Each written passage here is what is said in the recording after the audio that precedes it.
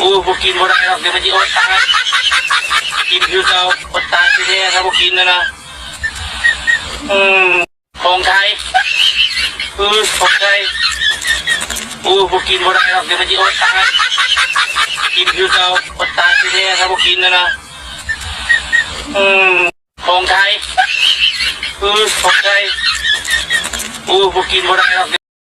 ล่าสุดทุกท่านค่ะทหารเขมรนะคะ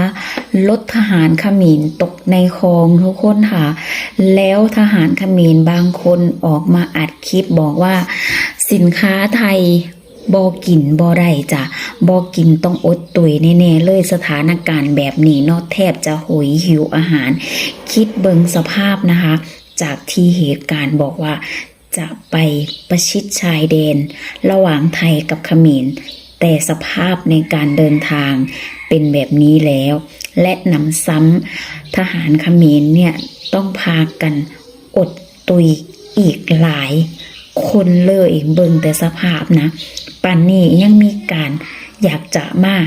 ประลองกับฝั่งไทยทุกคนค่ะเอาจริงๆนะ